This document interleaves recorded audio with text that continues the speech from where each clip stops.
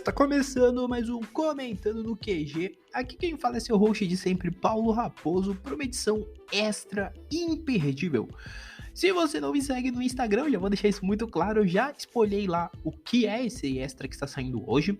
Além disso, eu estou na minha versão natalina. Sim, eu estou aqui com a versão Raposo natalino para falar com vocês de basicamente surpresas.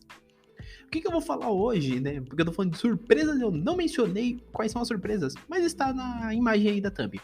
Eu vou falar dos anúncios da JBC que ela fez faz alguns minutos aí no painel dela da Comic Con Experience. E eu também vou aproveitar para falar do anúncio / pré-venda da Mythos. Sim, porque já não bastasse todas as surpresas que a JBC nos entregou hoje, porque foram boas surpresas, nós tivemos anúncio da Mythos, né? Então vamos lá conversar um pouco sobre isso, mas eu vou começar pedindo para desde já você avaliar esse podcast, deixando suas 5 estrelas aí e indicar pro coleguinha. Eu já vou falar isso logo no começo, porque eu sempre deixo para falar no final e eu sinto que muita gente que para no começo não faz, então já faça isso, ou que ouve às vezes esquece. Já faz isso e vamos falar disso. Vamos começar falando de JBC, porque foi hoje o painel deles. JBC chegou com o pé na porta, soco na cara, digo, os 2 pés no peito para começar a sua galeria de anúncios. Eu não vou passar muitos detalhes agora, depois eu vou fazer, pretendo fazer depois um episódio falando um pouco mais até sobre algumas dessas obras mais especificamente, porque tem algumas que tem alguns detalhes que eu quero falar depois com mais calma. Tá, mas assim, eu vou passar uma geral, assim como também vou passar uma geral da Mythos e tudo mais. O primeiro ponto que eu vou falar até antes dos anúncios é que isso tá inclusive nas redes sociais da JBC, ela divulgou a capa de Sangatsu no Lion e a capa de Shimanami Tassogare. Shimanami Tassogare. O Shimanami Tassogare, ele tem o subtítulo de Sonhos ao Amanhecer e o Sangatsu no Lion tem o título de O Leão de Março.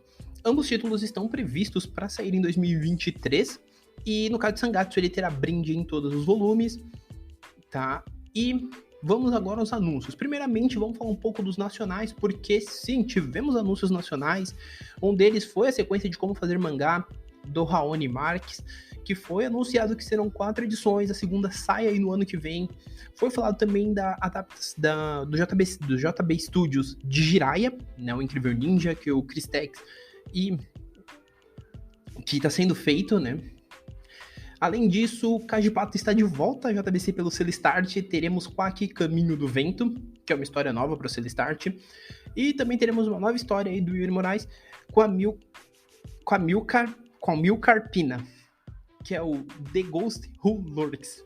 Sim, eu estou falando o nome de um monte de gente errada, eu peço desculpa se eles tiverem ouvido isso, mas é que eu tô tentando falar rápido, porque se eu for falar detalhes, se eu for tentar explicar com base no que tá sendo passado, porque eu não estava na CXP, eu vou acabar me enrolando um pouco mais do que eu já tô me enrolando, e eu tô basicamente pegando tudo que a JBC compartilhou no Twitter dela.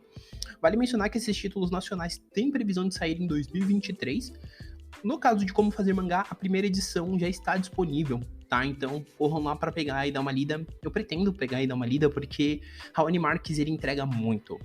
Assim, desses autores que a JBC anunciou, o único que eu ainda não li nada foi do Chris Tex e do...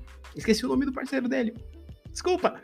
Né, que é da dupla, né? Que é a mesma dupla que fez Blackout, Samurai Dog. Eu não li nada deles. Mas o do Yuri e do Raoni, eu já li, que inclusive foi da Antologia Brutal, que tem um The Raposo aqui sobre, eu pretendo fazer um podcast posteriormente mais atualizado. E o Quack, eu li o encadernadinho que vai, se não falha a memória pelo que foi dito no painel, vai sair no dia do mangá gratuito, que é o Patadas Voadora. É bem legal, o Quack não é o meu tipo de mangá nacional, mas é um mangá bem bacana. Já dos outros 2 autores, né, do Raoni e do Yuri, eu li coisas que saíram pelo Brutal na primeira temporada, é bem legal. Eles têm um jeito de escrita muito bacana, e eu super recomendo.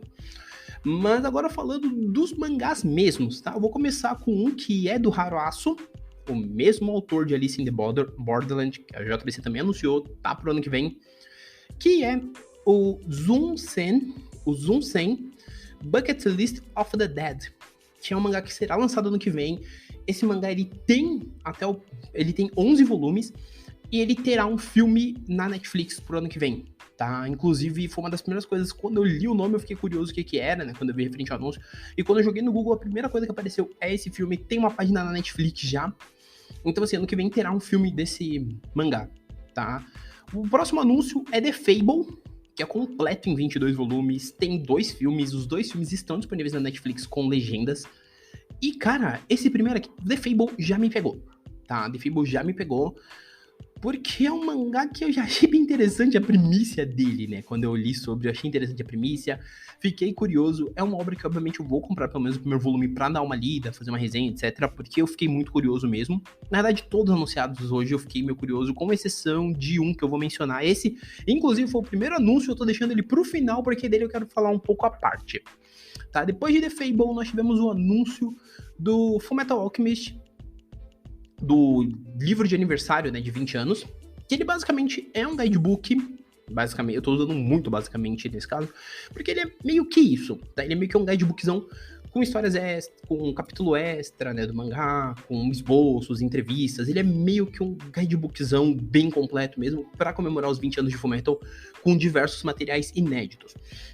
Ah, mas eu não sei o que. Mano, guidebook, databook, fanbook, whatever, isso é material para se você é fã, você ter na sua estante. Primeiro porque ele vem com muita informação que é legal.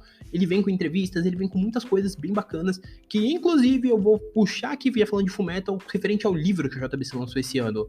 Qualquer pessoa que leu os databooks de Fullmetal sabia já desse livro, já sabia da existência do livro, já sabia a sinopse do livro e tudo mais, porque ele tá no primeiro databook.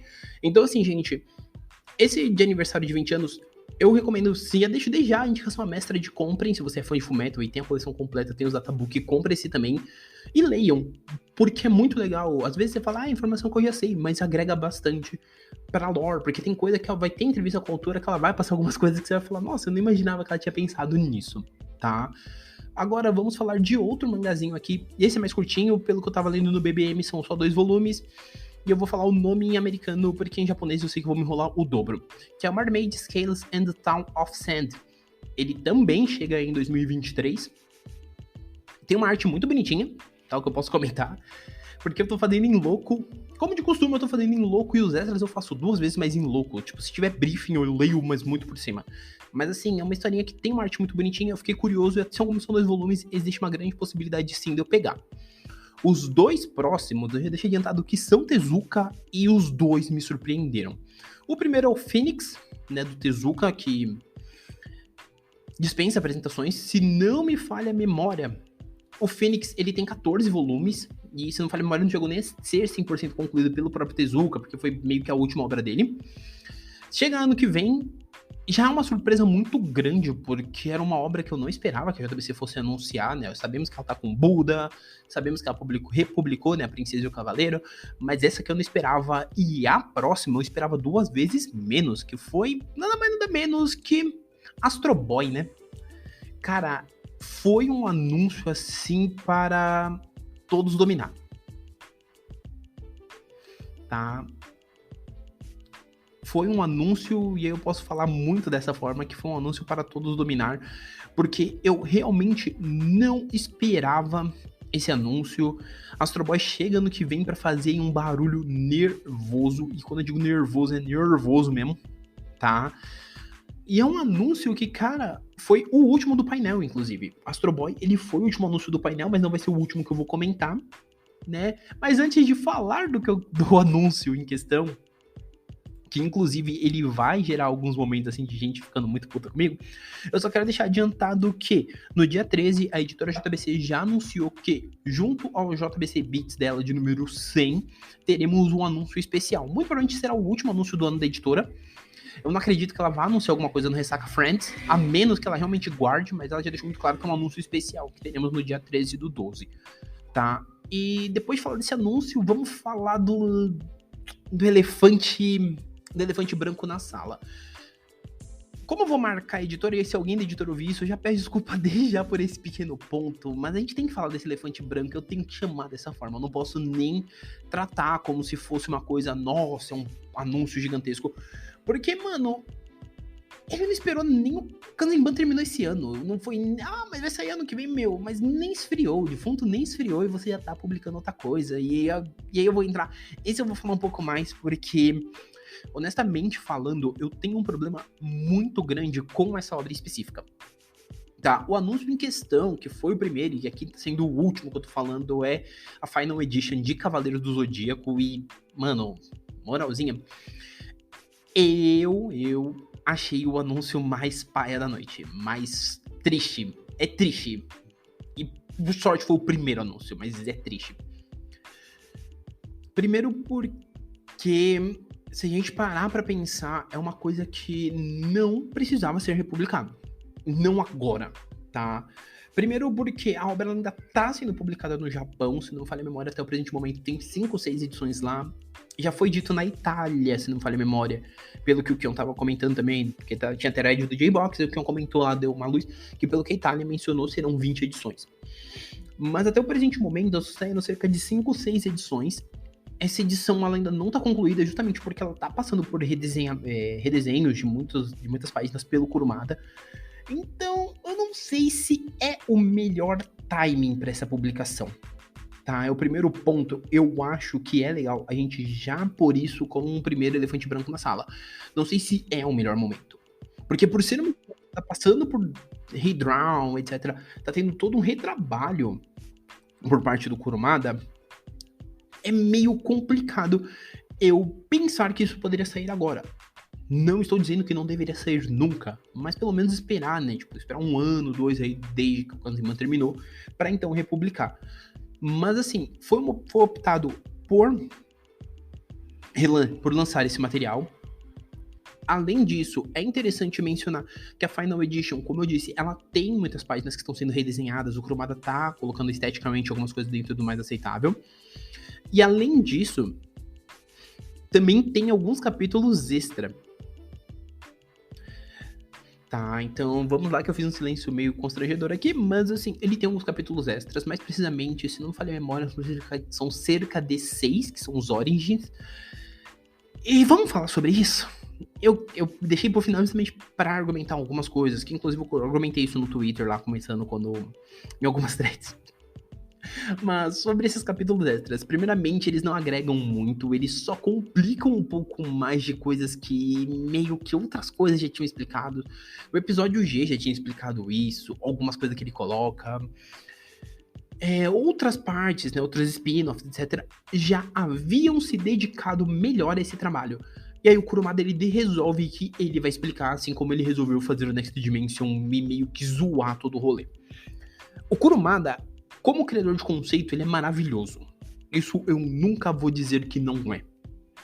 Mas quando ele decide que ele vai explicar a história dele, ele geralmente não melhora, ele piora o conceito e é meio triste. E aí a gente entra justamente nisso, porque nesse momento o Kurumada ele não ajudou o fã, ele complicou muito a nossa vida. E aí eu me incluo, porque eu posso não gostar muito da série clássica, mas eu gosto razoavelmente dos spin-offs da série. Então ele não complica, porque ele pega tudo que os spin-offs escreveram, o episódio G, Sente Show, etc, assim vai indo, e ele olha e fala, então, não é assim, é do meu jeito. E ele meio que caga em muita coisa, entende? Porque, um exemplo prático é que ele sempre deixou muito claro que o Shu, a Máscara da Morte, o Afrodite sabiam quem era o Grande Mestre. Ele deixa bem claro que esses 3 sabiam. Pela explicação do Origin dele, fica meio forçada a questão do Shura, entende? Porque o episódio G, ele amarra isso de uma forma tão bonitinha que o Kurumada tentar explicar isso no Origin fica um pouco fraco. Paulo, então você está falando para eu não comprar essa edição? Não estou dizendo isso. Se você gosta muito de CDZ, se você quer ter esse material a mais, quer ver uma edição melhorada nos desenhos, porque sim, fica bem melhor, ele meio que deixa anatomicamente mais proporcional, recomendo que pegue a edição. Obviamente, talvez eu pegue a primeira, nem que seja só para falar um pouco mais dessas inclusões, etc. Mas assim, é um elefante branco para mim na sala muito grande, porque é claramente a ideia de tentar puxar o fã de CDZ para mais uma coleção, sendo que eles acabaram de acabar uma que é extremamente cara e era edição definitiva, entende? Eu tenho um pouco de problema com essa ideia de publicar isso agora.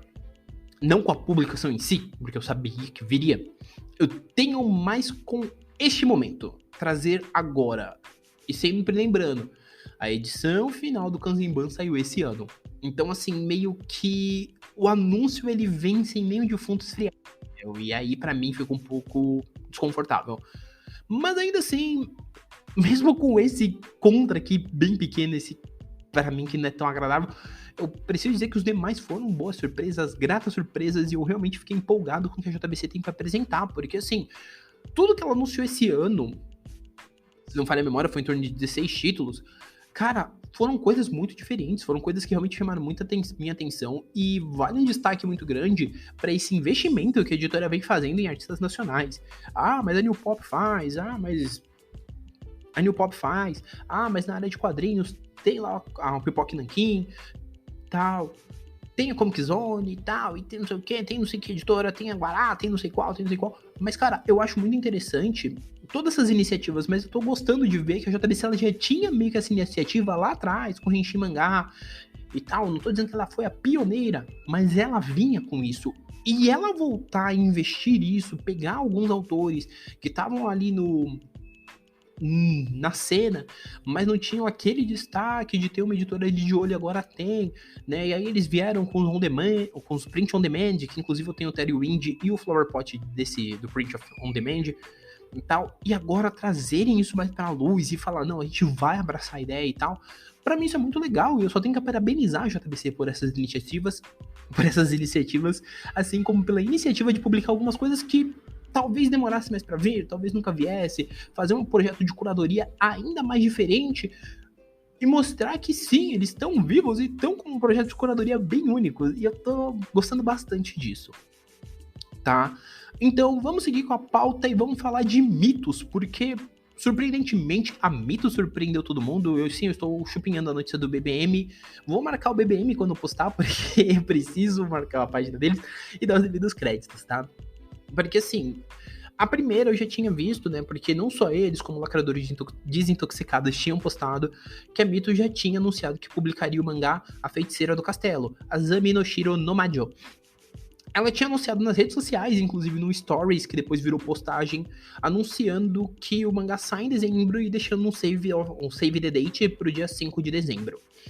Contudo, eu preciso, inclusive eu vou marcar Mitos aqui, até porque eu preciso depois que eles também me mandem essas coisas de imprensa, porque eu consegui receber, porque eu acho interessante esse tipo de material para eu conseguir passar melhores informações também.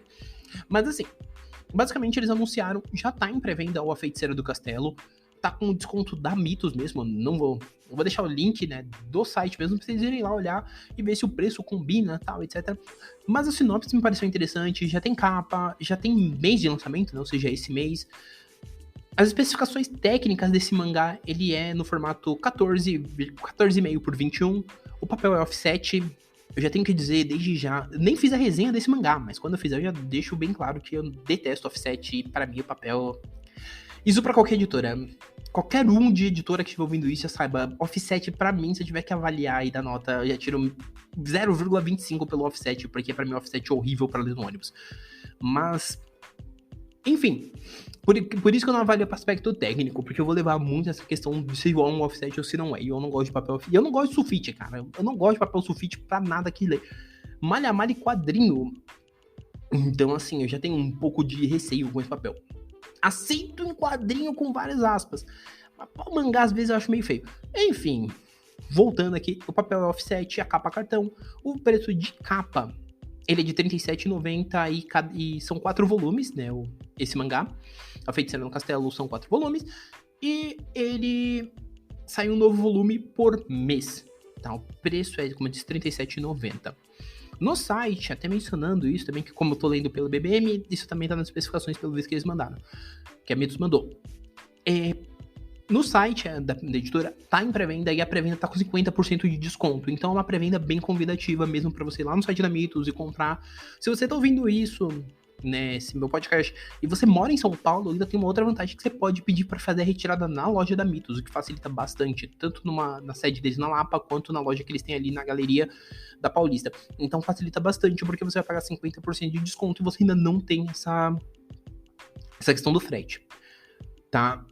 E além disso, a Mitos anunciou, né, que serão 4 volumes mensais, e também encaminharam, né, para pessoal, né, isso também é tá no BBM, que publicará o mangá Bus Hashiru, de Mizu Sahara, que é do The Voices of Distant Star, que eu tenho, inclusive, edição ainda não li, é a pessoa que faz as artes, e os detalhes serão passados em breve. Esse mangá é uma coletânea, que saiu no Japão em 2007.